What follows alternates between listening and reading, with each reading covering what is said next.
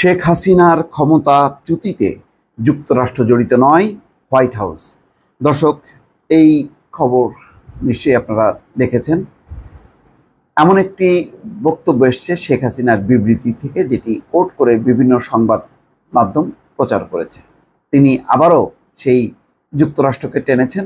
তবে বরাবর যেটি সবার বক্তব্য সেটি হচ্ছে যে শেখ হাসিনা অজুহাত হিসাবে তার এই যে ক্ষমতাচ্যুতি বা ক্ষমতায় যখন ছিলেন তখনও তার বিরুদ্ধে যেই আন্দোলন, তার পেছনে তিনি সবসময় যুক্তরাষ্ট্রকে দায়ী করতেন। কেননা কোনোভাবেই যুক্তরাষ্ট্র বাংলাদেশে যেভাবে নির্বাচন, যেভাবে শাসন ক্ষমতা পরিচালনা করছিলেন শেখ হাসিনা, সেটি সমর্থন করছিলেন না। তারা বারবার পরামর্শ দিচ্ছিল যে সবার অংশগ্রহণে একটি নির্বাচন এবং মানবাধিকার রক্ষা করার কথা বলা হচ্ছিল, এবং মানবাধিকার প্রশ্নে র্যাব সহ 7 জন কর্মকর্তার বিরুদ্ধে তারা স্যাংশনও দিয়েছে।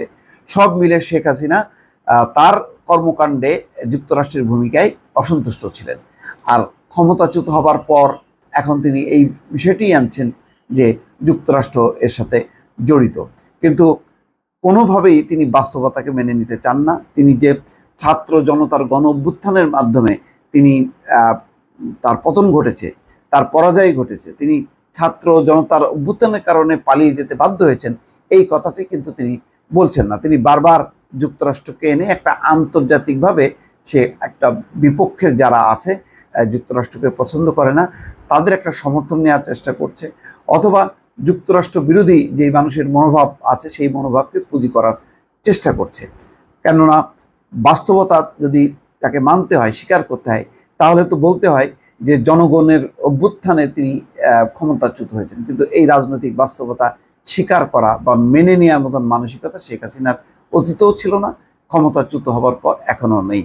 তো হোয়াইট হাউস এই ব্যাপারে তাদেরকে প্রশ্ন করা হলে তারা বলেছে যে এই ক্ষমতাচ্যুতিতে যুক্তরাষ্ট্রের কোনো সংযোগ নেই।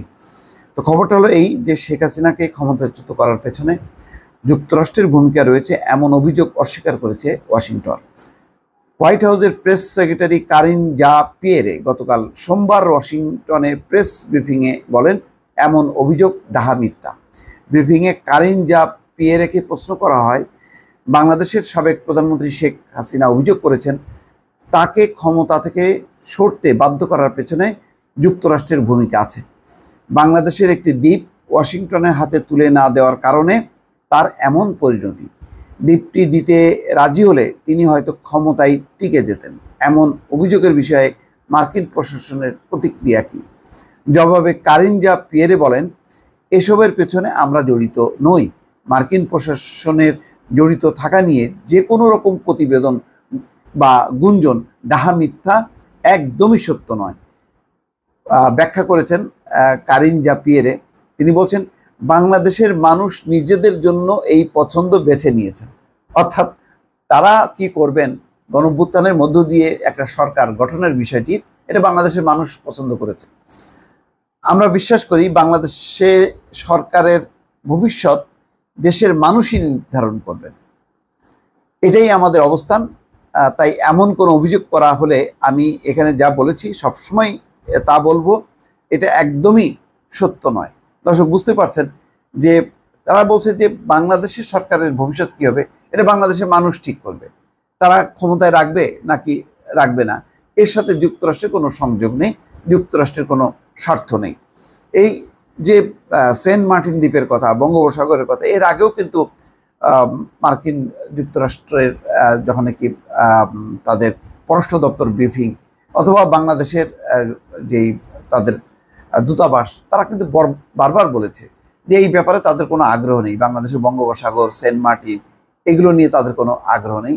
তারা বাংলাদেশের সাথে একটা চমৎকার সম্পর্ক বজায় রাখতে আগ্রহী। এর বাইরে বাংলাদেশের কাছ থেকে তাদের কিছু চাওয়া নেই। গত রোববার ভারতের দ্য প্রিন্ট সহ ভারতের কয়েকটি সংবাদ মাধ্যমে শেখ হাসিনার একটি বার্তার বরাতে খবর এসেছিল যে তিনি বলেছেন সেন্ট মার্টিন দ্বীপ দিতে রাজি হননি বলেই তাকে ক্ষমতাচ্যুত করা হয়েছে, আর এর পেছনে রয়েছে যুক্তরাষ্ট্র।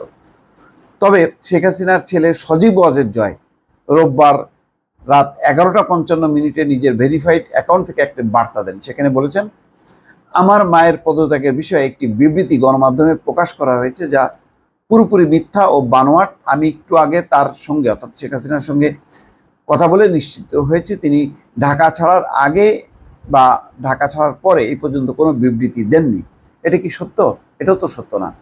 তিনি বাংলাদেশে দলের নেতাকর্মীদেরকে নির্দেশ দিচ্ছেন, সেই ভিডিওগুলো অডিওগুলো শোনা যাচ্ছে, সেগুলি তার কণ্ঠ পরিষ্কার।